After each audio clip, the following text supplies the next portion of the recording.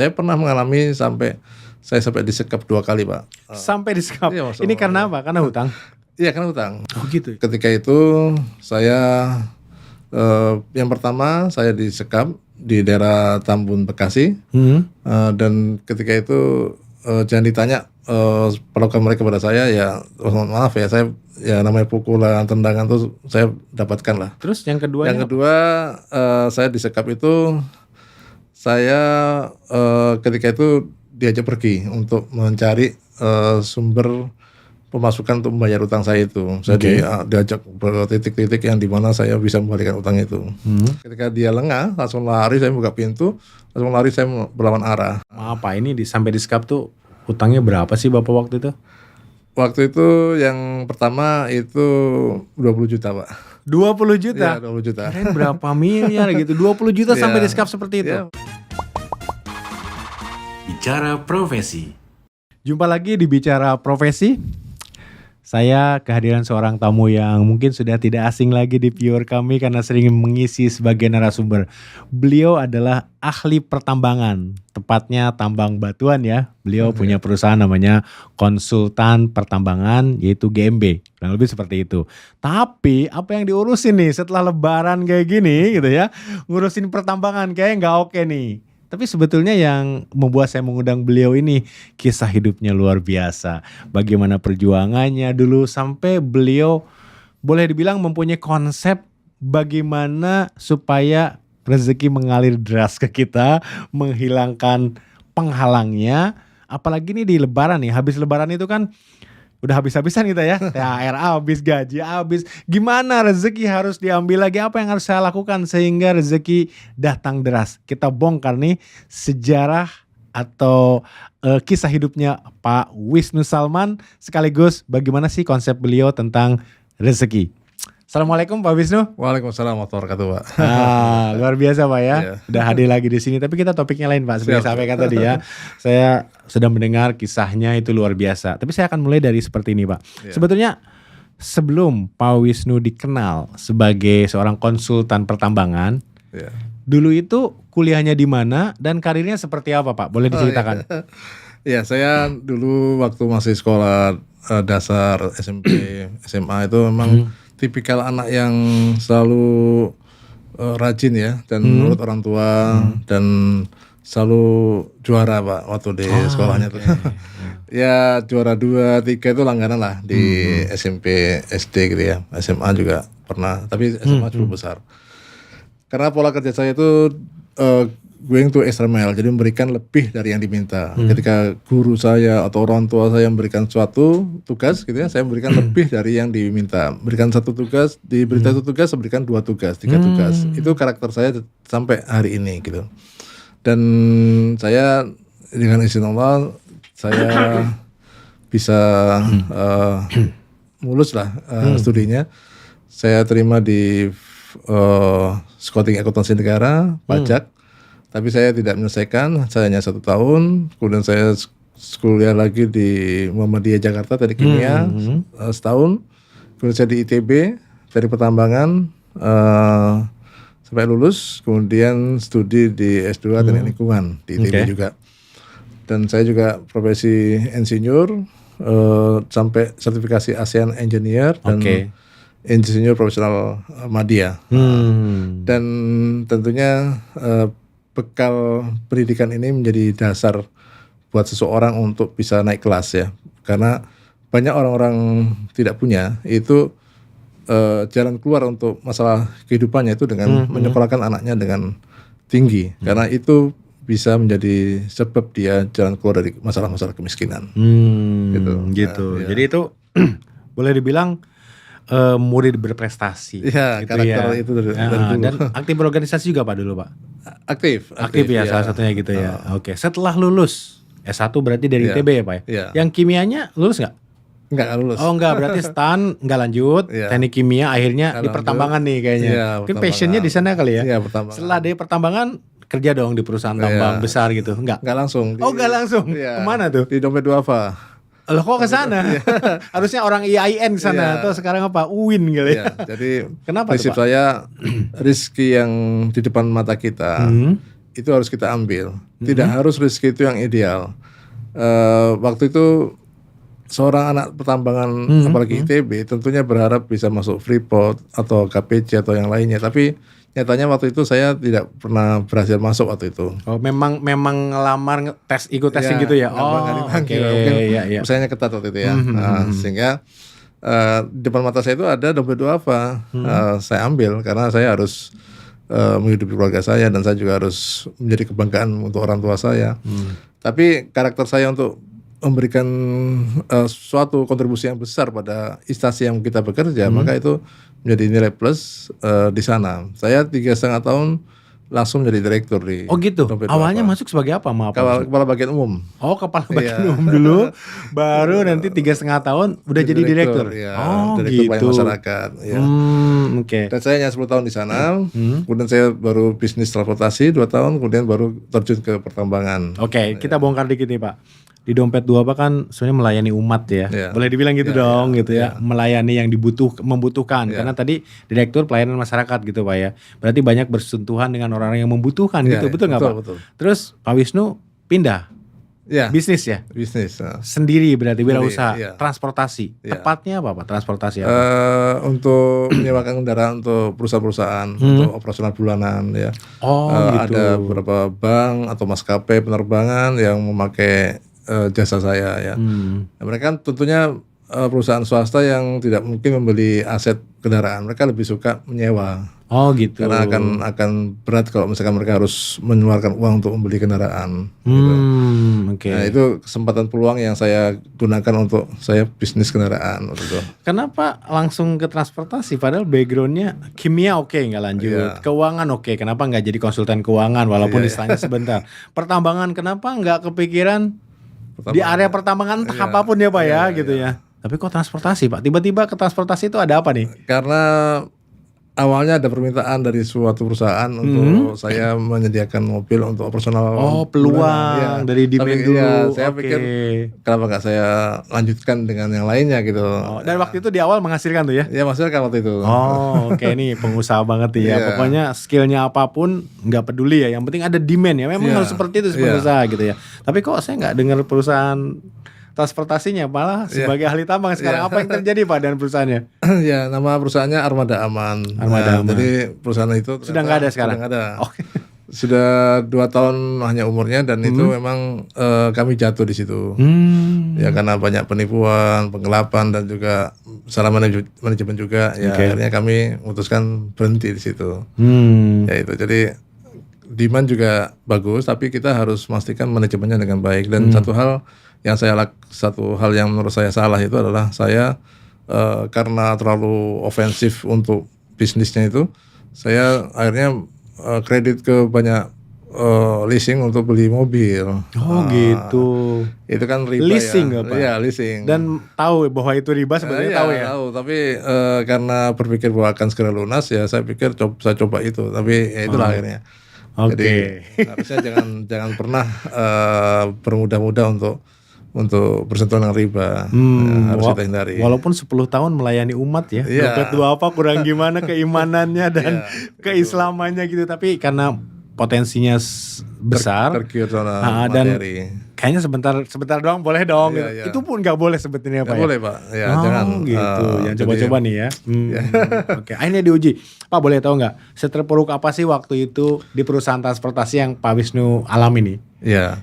Jadi waktu itu saya bisa mendapatkan mobil sampai 55 mobil Pak. Oh gitu luar biasa. Mobil baru semua Pak. Mobil baru ya. Dan itu waktu itu investasi dari banyak teman dan ternyata jatuh dan ternyata teman-teman saya itu meminta untuk dana dikembalikan. Dan ketika jatuh itu saya berpikir gimana cara saya membalikan. Akhirnya saya mencoba bisnis lain dengan bisnis yang bukan bidang saya, misalkan bisnis konstruksi atau pembangunan rumah. Malah itu membuat saya jatuh pada jatuh yang berikutnya Nah, sehingga ketika jatuh itu saya pernah mengalami sampai disekap 2 kali Pak. Sampai disekap. Ini karena apa? Karena hutang. Iya karena hutang. Oh gitu. Saya terus sebenarnya berulang kali saya berpikir ulang untuk menceritakan ini pada media luar ya. Ini berarti pertama kali diceritakan. Pernah ya. Pernah. Oke. Tapi saya terpaksa bercerita agar buat pengalaman buat yang lain, agar ya pengalaman dan juga inspirasi ya. Jadi ketika itu saya yang pertama saya disekap di daerah Tambun Bekasi, dan ketika itu jangan ditanya perlakuan mereka kepada saya, ya mohon maaf ya, saya ya namanya pukulan, tendangan tuh saya dapatkan lah. Oh gitu ya. Di situ ya, dan saya disekap di semua rumah besar, dan di situ saya ketika mereka lengah, HP saya disita di suatu kamar lemari. Terus ketika mereka lengah, saya mengambil HP saya. Waktu itu masih BlackBerry Pak ya. Saya send location ke nomor HP istri saya, dan ketika itu send location langsung saya kembali ke tempat saya berada. Oke, seakan-akan gak pernah pakai gitu ya. Gitu. Oke. Pesan itu sampai ke istri saya. Wah, berarti dia posisi di situ suami saya. Dan memang suami istri saya sudah mencari di mana posisi, kok nggak ada kabar gitu. Kemudian istri saya menghubungi Polsek Tambun untuk membantu mencari saya di situ. Ya, situlah saya kemudian jadi bebas di situ. Tapi waktu itu memang nggak ada orangnya pergi waktu itu. Oh, berarti disekap aja gitu, orangnya pergi ya Pak. Maaf Pak, ini sampai disekap tuh hutangnya berapa sih Bapak waktu itu?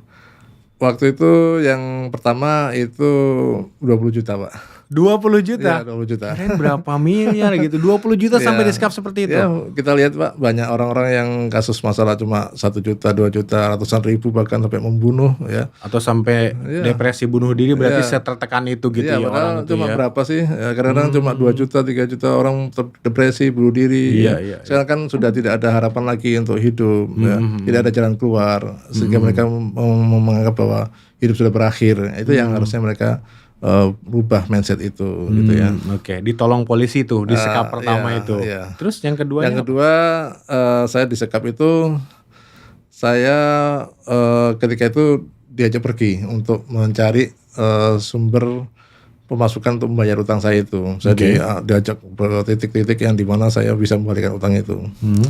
Dan ketika mereka lengah, waktu itu yang jaga saya itu cuma 1 orang waktu itu. Mereka dia beli pulsa waktu itu, beli pulsa yang jaraknya 100 meter dari tempat saya berada. Saya di mobil Kia Picanto waktu itu disekapnya. Ketika saya lihat orangnya nengok lagi ke belakang, memastikan saya tetap di mobil ya. Terus saya langsung ketika itu ketika dia lengah langsung lari, saya buka pintu, langsung lari, saya berlawan arah. Dan saya langsung lari dan lihat ada taksi Bluebird waktu itu. Saya masuk taksi itu dan langsung sembunyi di kabin, dan supirnya masih ingat sekali saya. Pak, sembunyi Pak, turun, diam Pak, tenang Pak. Gitu. Saya cuma lupa menolong ya berarti supirnya itu ya. Nanyakan siapa namanya. Kalau misalkan tahu, misalkan Bapak supir itu masih ingat dan mendengarkan podcast ini, mungkin bisa menghubungi saya Pak. Oh gitu ya, ini driver Bluebird yang tahun berapa maaf? Tahun 2013 lah. 2013 yang merasa waktu itu ditumpangi oleh seseorang yang kabur Di saat disekap gitu ya. Daerah mana? Keramat Raya. Itu mungkin Pak Wisnu ingin silaturahmi lah, berterima kasih gitu ya. Karena itu luar biasa kalau menurut saya. Tidak mudah untuk memutuskan kabur pun, tidak mudah Pak. Amal baik yang luar biasa, amal soleh kebaikan yang luar biasa, menolong seorang yang sedang ada masalah. Jadi jangan pernah menganggap remeh untuk kebaikan. Dan itu luar biasa nilainya. Oke, luar biasa nih ya Pak driver Bluebird nih, nanti bisa hubungi ya, bisa komen di sini. Pak Wisnu, lolos lah Pak Wisnu di sekapan kedua itu. Oke. Nah, yang Pak Wisnu bisa pelajari apa sih dari kasus diujinya dengan hutang, akhirnya disekap sampai 2 kali dan alhamdulillah bisa meloloskan diri, itu apa sih yang bisa dipelajari dari sana? Jadi pertama kita harus pastikan bahwa kita menjalankan proses bisnis atau rezeki ini dengan cara-cara yang halal. Jadi pastikan itu. Kemudian kedua, ketika kita sedang jatuh, maka kita pastikan bahwa kita harus tetap on the track, jalan yang Allah tunjukkan. Ya. Kemudian kita harus tetap mencari jalan keluar, bagaimana solusi untuk masalah kita. Dan tentunya saya selalu berpesan untuk banyak amal soleh, dan di antara doa yang paling baik untuk menyelesaikan jalan keluar kita itu adalah dengan perantara amal soleh kita. Seperti halnya kisah 3 orang yang terperangkap di gua itu ya, yang pintunya tertutup oleh batu sangat besar. Jadi kita bisa menjadikan doa dengan perantara amal soleh kita untuk solusi masalah-masalah kita.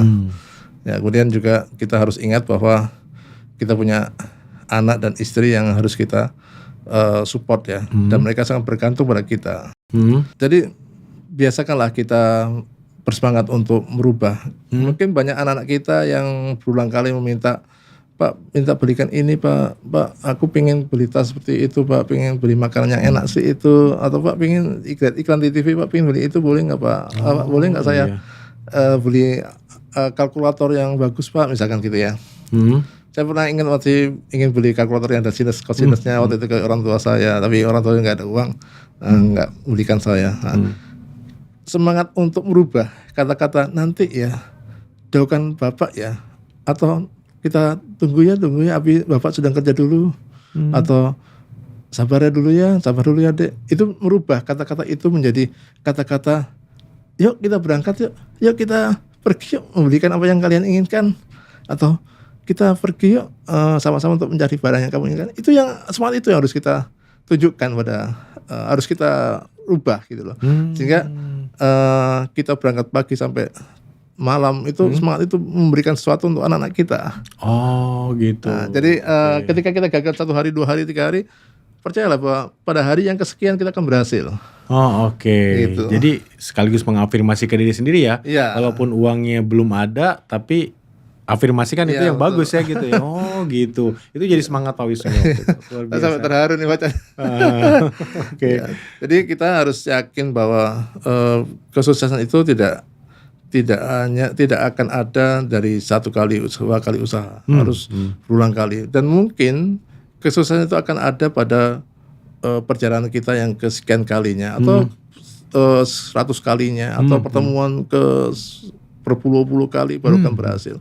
Ya, tapi memang kita harus bersabar dengan hal itu gitu. Iya, tapi karakter Pak Wisnu tadi udah kelihatan dari masa sekolah ya, extra mile gitu ya, pantang menyerah gitu ya. Artinya memang. Walaupun sempat diuji tadi ya, di perusahaan transportasi dengan di-skap 2 kali dan sebagainya, menurut saya itu perjuangan luar biasa Pak. Gitu. Nah, setelah lolos dari ujian tadi perusahaan transportasi, Pak Wisnu kemana nih berikutnya? Ya, ketika itu saya selalu berpikir bahwa saya harus membayar utang-utang saya, dan saya belum lunas tuh ya waktu itu ya. Saya harus bisnis. Ya. Karena kalau nggak bisnis, bagaimana saya bisa membayar utang saya seperti itu. Akhirnya teman saya memberitahu saya, Daman, bagiannya Salman, kamu jangan cari modal bisnis, kamu kerja aja sama saya. Kamu saya jadikan wakil kepala teknik tambang di tambang saya, Batu Andesi di Batu Jajar, Bandung. Jadi saya bekerja sebagai wakil kepala teknik tambang di sana. Yang sudah 14 tahun saya tidak bekerja di tambang, artinya itu basic saya tambang, tapi saya tidak pernah bekerja di sana, dan terpaksa saya belajar dari nol lagi di situ. Dan di situ dengan cepat Pak, ya memang karakter saya untuk bisa memberikan lebih dari yang diminta, dalam waktu 2 tahun saya jadi kepala teknik tambang di situ. Kepala teknik tambang, kemudian setelah itu apa lagi? 2 tahun menjadi kepala teknik tambang, mau jadi apa lagi gitu. Saya pikir saya harus menjadi orang yang seperti berkarakter lebih maju lagi. Saya berpikir salah satu-satunya harus menjadi wirausaha. Sebelum wirausaha Pak, maaf nih, itu pada saat 2 tahun di pertambangan bekerja gitu, lunas tuh yang tadi? Belum. Oh belum lunas juga, makanya terpikir untuk swasta juga gitu, wira swasta maksud saya. Jadi yang penting bagi saya adalah saya berusaha menghubungi semua orang yang saya berhutang padanya. Oh jadi tidak menghilang ya? Nggak mengghosting gitu ya? Tapi saya tidak medsos dulu. Selama 2012 sampai 2016 saya itu nggak medsos. Tapi saya menghubungi via WA atau BlackBerry ya, minta waktu. Dan satu hari pernah saya mencari tahu, mendata siapa-siapa saya yang pernah berutang. Ya utang saya ada utang makan, utang untuk sekolah anak saya, ada utang bisnis juga. Ya, sampai sedetail itu juga Pak Wisnu nulis ya? Iya.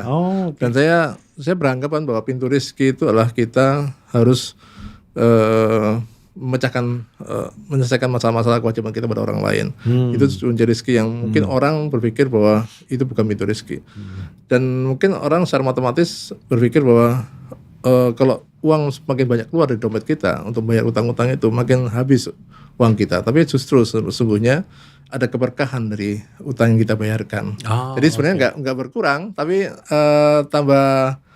tambah banyak, tambah berkah aja gitu. Uang. Jadi maaf Pak Wisnu, bukan hanya kita sedekah yang akan berkah ke kita, tapi bayar hutang pun berkah juga. Berkah juga. Orang yang awalnya berharap dari keuntungan, kemudian nyata gagal, dan kita bayarkan utang kita pada dia merasa bahwa itu rezeki buat dia juga. Dan dia malah banyak orang mendoakan pada kita. Saya doakan Pak Wisnu supaya sehat selalu dan dimudahkan rezekinya. Semua orang akan mendoakan itu. Tapi coba kalau orang yang tidak membayarkan utangnya, pasti dia akan mengumpat-umpat, mencaci-caci. Orang susah dicarinya kemana, ngilang, nggak pernah dihubungi, nggak pernah dibalas gitu ya.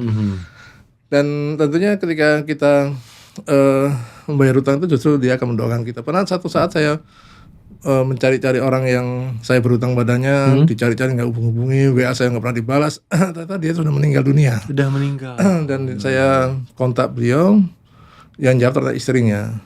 Akhirnya saya sampaikan bahwa saya pernah berhutang 4 juta waktu itu kepada beliau, karena waktu itu ada suatu hal saya harus berhutang, dan waktu itu saya bilang, Mbak, saya hanya bisa mengangsur 500.000. Saya ada uangnya 500.000, mohon diterima. Terus Mbak itu kemudian nerima, kemudian dia menyampaikan, Mas, saya terima pembayarannya, terima kasih. Tapi sisanya saya ikhlaskan untuk kebaikan amal soleh suami saya yang sudah meninggal. Saya terharu sekali, dan berulang kali hal itu terjadi, tidak hanya satu itu. Karena ada orang yang melihat saya tuh orang yang suka berbuat kebaikan, sampai ada utang yang sisanya 10 juta rupiah, sampai saya ikhlaskan 10 juta rupiahnya untuk kebaikan yang Anda lakukan. Ya seperti itu, artinya sebenarnya banyak hal yang kita dapatkan. Masalah hutang itu harus kita bayarkan. Bahkan Rasulullah SAW sendiri pernah tidak mau menyalahkan seorang sahabatnya karena masalah utangnya juga. Karena ketika dia ketahui ada berhutang, maka Rasulullah nggak mau menyalahkan. Jadi memang penting. Masalah kita ternyata akhir hayat kita masih ada utang yang perlu kita bayarkan. Tapi Allah Maha tahu. Pasti Allah akan mempermudah kita di akhirat kita. Karena memang kita ada ikhtiar untuk membantu untuk membayarkan hutang-hutang itu. Oke. Jadi sebenarnya hutang itu kan muamalah ya. Iya. Artinya kalau kita berhutang kita harus catat ya. Iya. Jangan sampai lupa gitu ya. Iya, betul. Karena itu tidak selesai dengan kita minta ampun ke Allah ya. Iya, iya. Ini antara manusia gitu ya. Iya. Bahayanya kalau bukan tidak ingat aja sih, apalagi melupakan gitu ya. Iya. Udahlah, mungkin dia lupa udah meninggal ya. Oke, kita nggak harus bayar. Nggak gitu sebenarnya. Nggak gitu. Oke. Pak Wisnu setelah wirausaha akhirnya wirausaha apa tuh?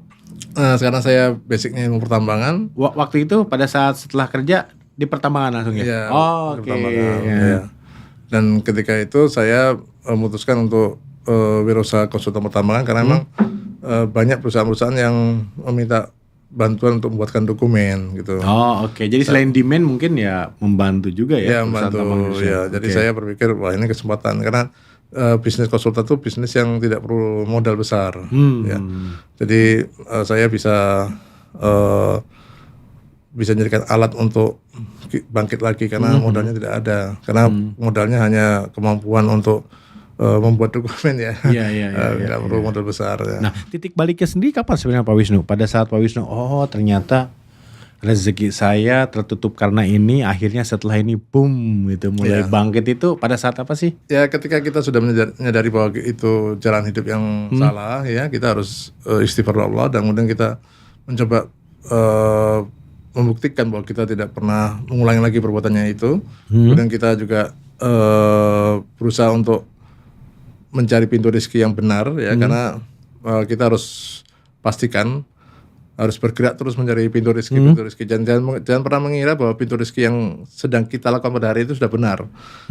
Bisa jadi yang Bapak Ibu sedang kerjakan saat ini tuh masih belum pas gitu loh. Nah, makanya coba pintu rezeki yang lain. Cara mengetahuinya gimana Pak? Maaf nih, kan gini. Jadi viewer kita bingung nih. Wah, kalau kata Pak Wisnu seperti itu gitu ya. Jadi mengetahui udah benar atau belumnya tuh gimana Pak caranya? Saya pernah waktu tahun 2015 ya, saya pernah mencoba menjadi ojek online Pak. Ojek online, pernah juga. Luar biasa ya. Saya di HP saya masih tersimpan aplikasi untuk akun driver mitranya ya? Drivernya, akun driver, bukan penumpang ya. Iya. Saya simpan, saya kayak kenang-kenangan buat saya. Oh gitu. Dan waktu itu zaman tahun 2015 itu banyak supir online yang dia itu bisa umroh, bisa bangun rumah karena awal-awal ya, kalau nggak salah besar sekali fee-nya. Besar sekali fee-nya waktu itu. Jadi saya mencoba, siapa tahu dari rezeki saya mencoba. Saya waktu itu nggak ada mobil, saya mencoba dengan cara sewa, dan ternyata susah sekali buat saya untuk bisa dapat uang karena saya juga tidak paham Jakarta. Dan saya juga HP-nya HP kurang bagus, jadi nggak menunjang ya. Akhirnya saya berpikir, oh ini kayaknya bukan rezeki saya. Nah, saya nyoba beralih ke pintu yang lain. Saya pernah mencoba ke bisnis yang konstruksi dan lainnya, memang berulang kali tidak berhasil. Jadi ketika kita sudah melihat bahwa rezeki yang kita sedang kerjakan ini tidak, pintu rezeki yang kita kerjakan ini tidak menghasilkan yang maksimal atau hanya jalan di tempat, maka sepertinya itu bukan rezeki kita. Beralih ke yang lain. Cuma masalahnya banyak orang yang takut keluar dari zona nyaman.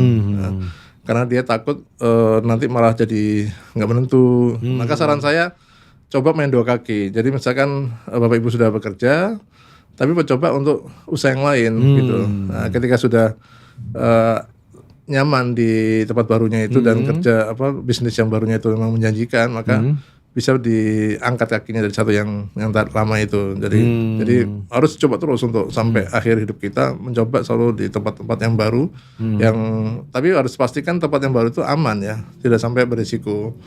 Malah nanti menghasilkan masalah-masalah yang baru nantinya, yang sudah padahal udah aman malah ada risiko baru. Maka saran saya itu. Oke.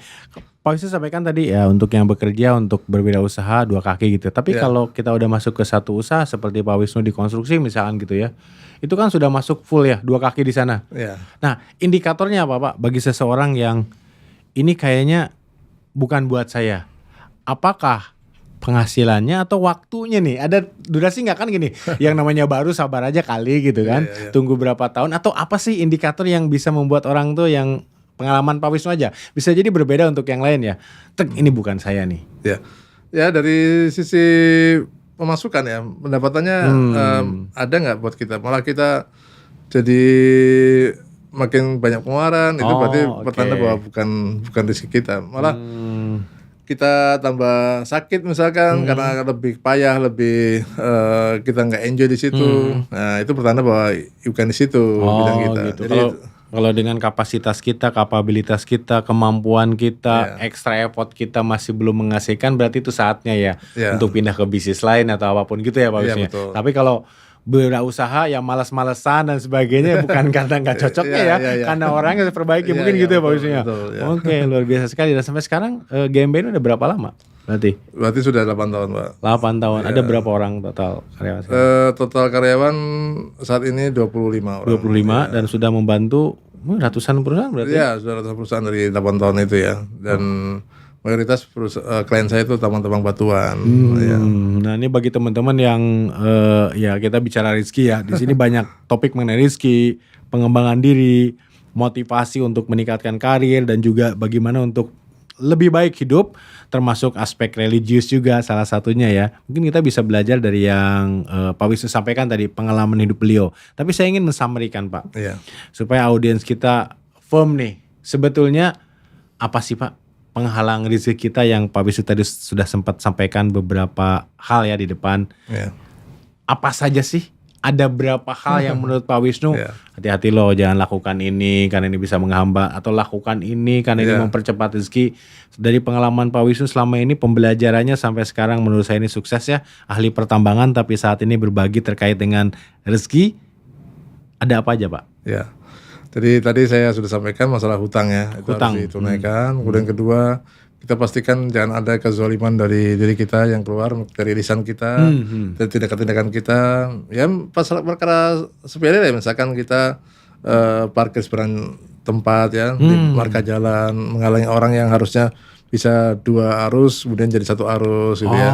Gitu. Nah, itu juga perkara yang berdampak pada keringanan dari langkah kita. Karena kita semakin banyak langkah kita mempersulit orang lain, maka bisa jadi banyak langkah kita akan dipersulit juga oleh Allah gitu. Sekecil itu pun Ya, sekecil kita berpikirnya harus sekecil itu. Iya, kayak tim saya misalkan bawa motor itu ke trotoar itu pun nggak boleh Pak ya? Iya, kita harus pastikan bahwa tempat kita tuh di jalan yang benar. Oh gitu. Masalah misalkan itu masalah yang sepele, orang juga debatable enggak tapi kalau kita terbiasa untuk melakukan hal-hal yang benar, itu pasti dampaknya untuk diri kita. Ya, pasti kita. Pokoknya gitu. yakin kita bahwa itu nggak benar ya nggak usah jangan. Ya, gitu. gitu. Oh gitu. Itu yang kedua Pak, jangan zolim. Gitu ya. Kemudian yang ketiga, kita harus pastikan banyak amal soleh kebaikan, karena dengan amal soleh itu kita akan mempermudah langkah kita dan juga menjadi wasilah doa kita juga. Dan wasilah kebaikan itu tidak hanya harus berupa uang Pak. Dengan kita sering membantu orang lain dengan menyemangati, dengan kita sering menasihati, mengajarkan tentang suatu masalah gitu ya.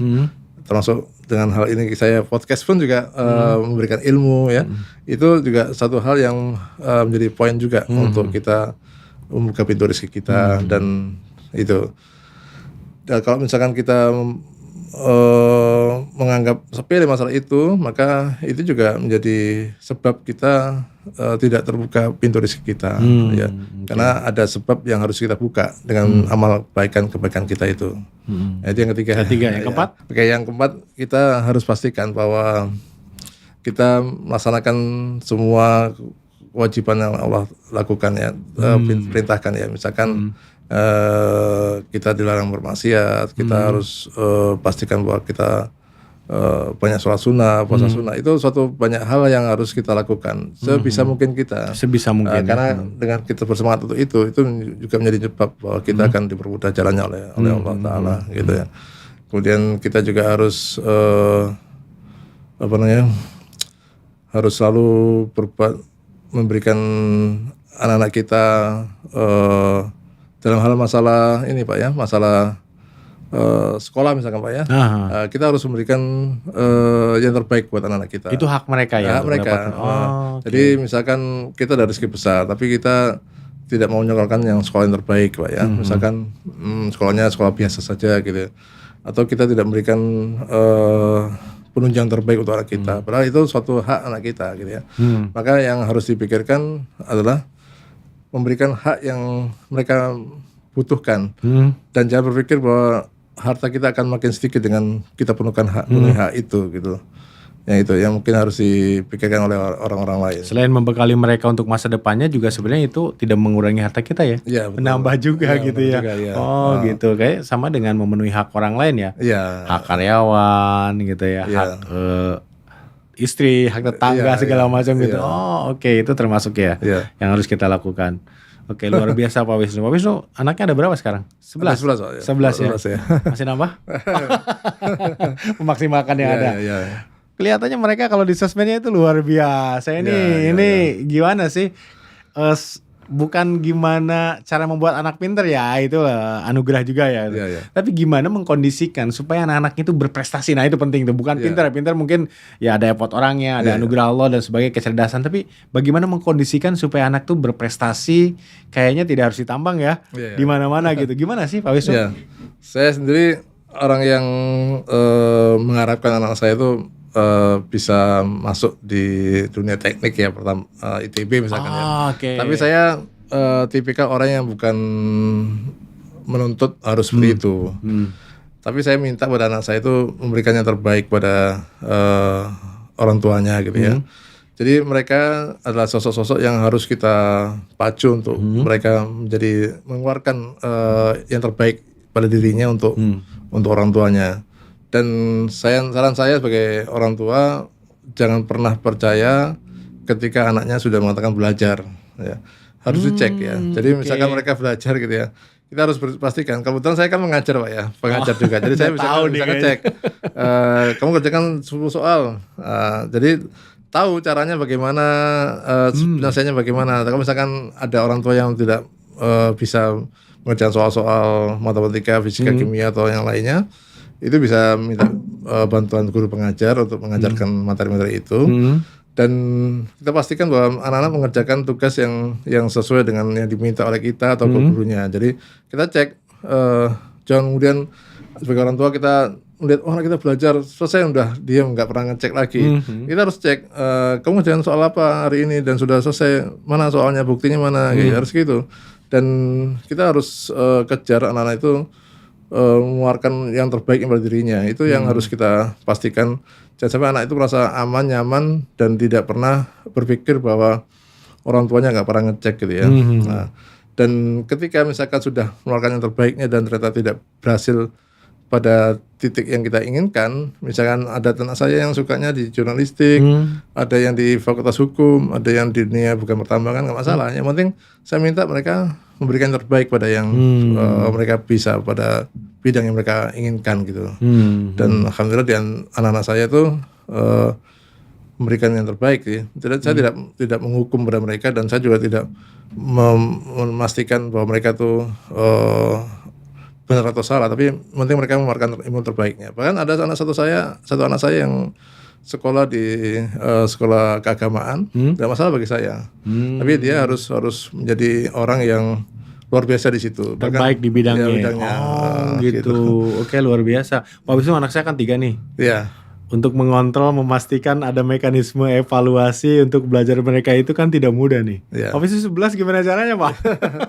Saya menyempatkan waktu kah untuk mereka? Saya kan ada yang di Bogor dan di Cirebon. Ya. Jadi ketika saya di Bogor, saya pastikan yang di Cirebon itu ngerjakan soal yang saya minta. Ya. Luar biasa ini. Jadi saya minta mereka nyetor 10 soal yang mereka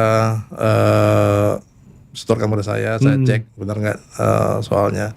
Tapi random sih, nggak semua soal saya periksa.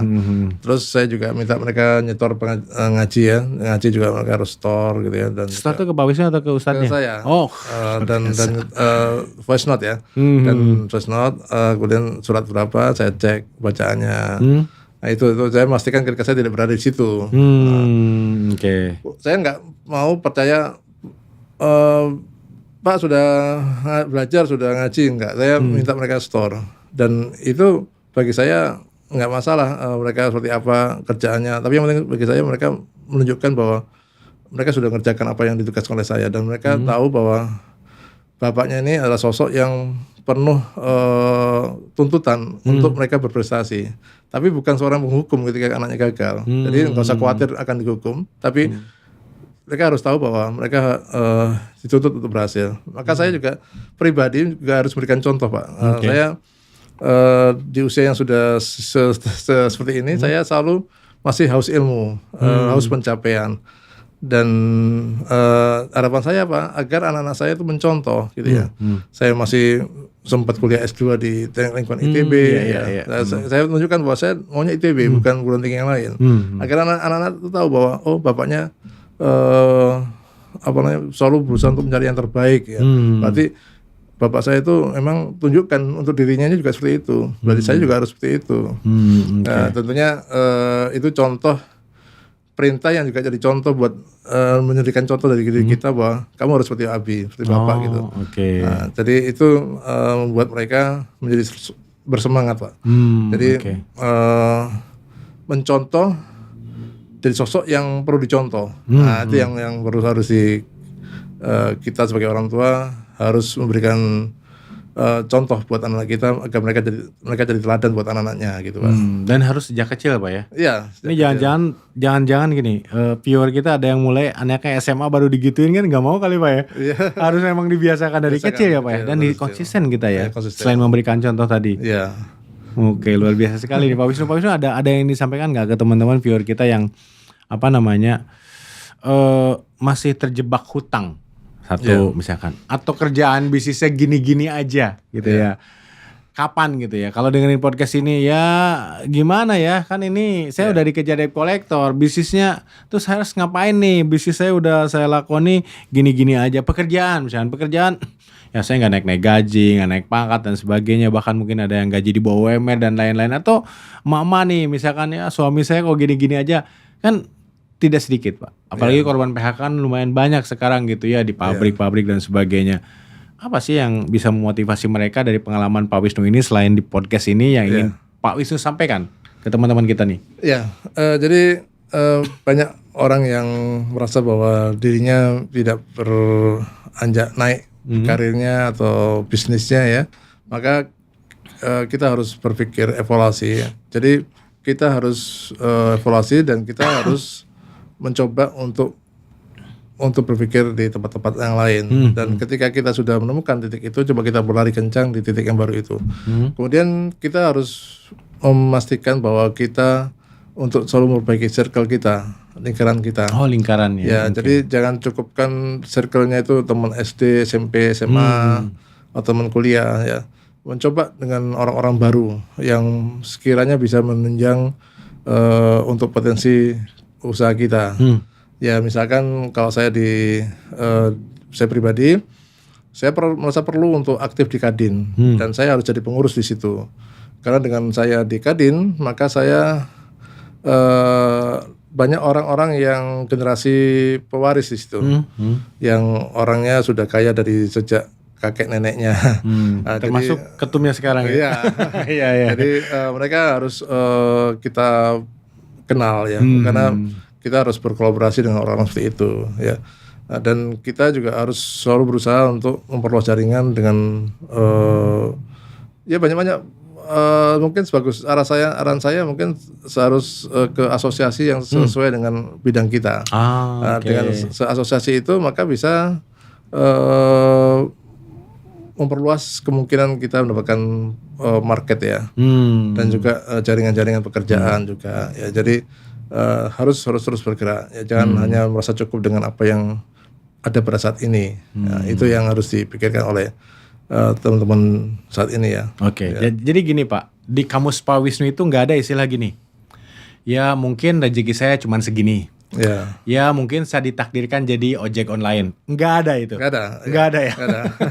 Kita harus bergerak terus dan mencoba potensi-potensi yang lain. Jangan mencukupkan dengan apa yang saat ini berada. Nah, karena kita tidak tahu rezeki kita itu seperti apa. Dan rezeki itu kita harus tahu ya bahwa ada orang yang Allah itu sudah menentukan nasib seorang itu pada saat usia 4 bulan di kandungan ibunya. Kalau masalah ajal dan masalah maut, masalah mati dan lahir dan jodoh itu sudah Allah tentukan dan tidak bisa dirubah-rubah. Kalau masalah rezeki, emang benar ada orang yang Allah berikan rezeki besar dan Allah berikan rezeki kecil. Ada orang yang terlahir dengan orang tua yang sudah sangat kaya, ada orang yang lahir dengan keadaan orang tua yang sangat miskin. Dan itu tidak bisa lawan dan karena memang itu adalah kehendak Allah dan kita tidak boleh berburuk sangka karena ya Allah kok Allah berikan orang tua saya seperti ini, itu nggak boleh seperti itu. Itu bukan pilihan ya kalau bukan itu pilihan, ya. Okay. Dan memang tapi kita harus ingat bahwa bahagia atau senangnya itu atau neritanya itu bukan diukur dari masalah rezeki. Ada orang yang hidup di gerobak, manusia gerobak gitu ya.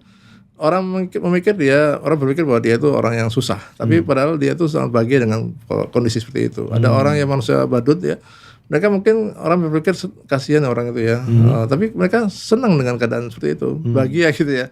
Dan orang berpikir dengan keadaan mobil Mercy, orang-orang mobil kaya itu seperti orang bahagia, belum tentu. Mereka orang-orang yang mungkin banyak masalah ya, karena banyak masalah di kantornya, mungkin anaknya yang nakal atau yang kasus-kasus kenakalan anak remaja atau istrinya yang macam-macam tingkahnya ya. Jadi bukan berarti kalau orang rezekinya besar berarti bahagia, belum tentu. Jadi artinya kita harus bersyukur, berbaik sangka kepada Allah atas apa yang Allah berikan pada kita pada hari ini. Dan masalah rezeki kita itu adalah suatu yang memang bisa Allah kita rubah ya. Cuma dengan effort yang luar biasa. Jadi ketika tahu bahwa kita memang sepertinya dilahirkan dalam keadaan tidak berpunya, dengan misalkan dengan orang tua yang bukan orang kaya, dan kita juga orang tua kita tidak bisa menyokong kita dengan tinggi, Nah, kita harus tahu bahwa kita harus melawan itu dengan cara kita belajar yang keras. Belajar keras supaya kita bisa mendapatkan ilmu yang banyak dan kita bisa mendapatkan rezeki dari pendidikan kita. Nah, itu yang harus dipikirkan ya.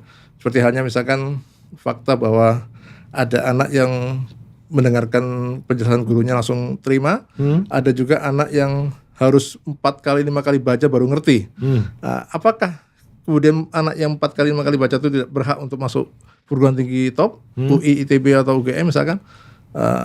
Memang kamu harus terima. Kamu tuh memang nggak mesti anak itu yang langsung dijelaskan langsung terima, langsung ngerti. Nggak seperti itu. Artinya anak yang 4 kali 5 kali belajar baru ngerti itu bisa masuk perguruan tinggi top, Bisa asalkan masuk. dia effortnya luar biasa. Lebih dari yang sekali baca Kalau ngerti misalkan gitu. jalan sukses itu harus 4 kali 5 kali baca, lakukan kalau memang itu harus jalannya seperti itu. Ya itu misalkan seperti itu Pak. Ya, misalkan rezekinya memang kita kelihatannya agak susah. Kalau misalkan kita mau sukses seperti halnya orang yang di sana dan kita harus effort 4 kali 5 kali lebih daripada orang yang lain, maka itu lakukan. Nyampe juga. Sampai juga akhirnya. Oh Ya, iya harus gitu. betul. Ini analogi yang bagus tuh mengenai anak yang diterima di perguruan tinggi tadi. Ya, karena apakah nasibnya orang yang 4 kali 5 kali belajar itu nggak berhak masuk ITB UI? Harusnya dia masuk perguruan tinggi yang bawah, misalkan. Nggak seperti itu. Tapi dia ketika yakin bahwa, ketika dia tahu bahwa ada masalah di ingatan dia yang tidak setajam teman-temannya atau tidak ditunjang oleh buku-buku yang memadai, misalkan dia harus ke perpus. Ada effort tuh Ada gitu effort ya. harus ke perpus kan, Iya, belajar. betul. Orang lain bisa di rumahnya sambil nongkrong, sambil baca buku santai, lihat TV. Tapi dia tidak bisa karena nggak ada uang untuk beli buku. Iya. Dia harus ke perpus baca gini dan ya itu memang harus ditempuh. Kalau memang harus berhasil jalannya seperti itu. Prosesnya sama, effortnya lebih. Tapi resultnya bisa jadi sama karena sama-sama nyampe gitu ya. Iya, gitu. Oh, bukan ada kendala, banyak kekurangan dan sebagainya. Iya. Effortnya nggak mau lebih. Itulah yang menentukan rezeki orang itu berbeda Iya, gitu ya. iya. Oh, gitu. Jadi maksudnya. jangan pernah jadi sosok yang selalu berkeluh kesah, jangan jadi sosok yang selalu protes keadaan dirinya, tapi tidak pernah ingat bagaimana dia waktu mudanya, apakah kita sudah kerja keras belum, atau misalkan kenapa kok misalkan pada waktu dewasanya dia suka sulit, tapi waktu mudanya dia emang sulit juga. Dia sulit juga. Ya, harusnya kalau misalkan dia tahu bahwa saya selalu berulang kali saya katakan kepada banyak orang karena anak muda ya, saya tidak mau nanti suatu saat kamu datang ke rumah saya minta tolong untuk minta uang untuk beli susu gitu ya. Mau nggak kayak gitu? Nggak mau. Ya kamu harus belajar untuk kerja keras untuk lebih, untuk bisa jangan sampai pada posisi seperti itu gitu. Ya. Jadi mereka harus sadarkan sejak kecil sudah ini bahwa orang tua tidak memberikan harta untuk warisan. Warisan tuh bisa habis suatu saat cepat sekali. Yang Bapak minta itu adalah kalian, tidak hanya pada anak saya Pak ya, pada anak yang lain juga, untuk berusaha untuk mempunyai ilmu yang besar. Yang dengan itu dia bisa menjadi sosok yang bernilai gitu. Oke, luar biasa sekali Pak gitu ya, dari cerita Pak Wisnu, kisahnya dari ya memang anak yang extra mile pada saat di sekolah, masuk ke dompet 2 apa hampir 10 tahun di sana ya. Kemudian diuji di bisnis berikutnya sampai sekarang, itu menurut saya itu perjalanan yang luar biasa Pak Wisnu. Nah, mungkin apa namanya yang berikutnya ingin saya sampaikan nih, atau ingin saya tanyakan sebetulnya. Dari kisah yang sedemikian luar biasa dan menginspirasi, saya juga terinspirasi nih. Sering podcast tapi saya baru dengar cerita ini dari Pak Wisnu. Sebetulnya life goals Pak Wisnu apa sih yang belum tercapai? Pak Wisnu ingin apa sih dalam beberapa tahun ke depan gitu ya, sehingga ini loh ultimate goal lah boleh dibilang saya sebagai seorang Wisnu. Saya berusaha untuk menjadi inspirasi buat semua anak muda di Indonesia, dan saya berulang kali tampil di banyak kampus menyemangati tidak hanya mahasiswa pertambangan, juga mahasiswa non pertambangan juga. Agar mereka itu paham bahwa kesuksesan itu tidak hanya serta-merta dari ilmu bangku kuliah saja, tapi mereka harus punya ilmu bagaimana mereka itu menjadi sosok yang tangguh mentalnya. Karena kehidupan nyata itu tidak hanya dibutuhkan ilmu tentang buku kuliah atau ilmu buku pelajaran, tapi juga ilmu tentang bagaimana menghadapi hidup ya. Karena di masalah dunia itu ada orang yang saling memfitnah dan orang yang saling menjatuhkan. Dinamikanya luar biasa. Jadi ada sosok-sosok yang tangguh lah, yang mempunyai mental yang terbiasa. Pendapatnya dibantah atau disepelekan, itu orang-orang yang tangguh lah yang bisa lolos menjadi pemenang di depan dunia itu. Jadi saya ingin menjadi sosok yang menginspirasi, dan saya juga ingin banyak memberikan pendampingan banyak orang untuk menjadi sosok yang berhasil. Kalau kita menjadi sosok yang berhasil untuk diri kita sendiri juga itu sesuatu yang biasa. Tapi kalau misalkan kita menjadi sosok yang membuat banyak orang berhasil, maka itu menjadi suatu yang idaman saya. Dan saya akan banyak dikenal sebagai seorang yang bisa membantu banyak orang untuk menjadi sosok yang berhasil, dan itu juga menjadi amal jariah buat saya. Ketika sudah tiada, maka tentunya dari amal jariah kebaikan-kebaikan kita lah, itu kita akan mengalir terus pahalanya sampai nanti. Amin. Luar biasa Pak Wisnu, terima kasih Pak Wisnu.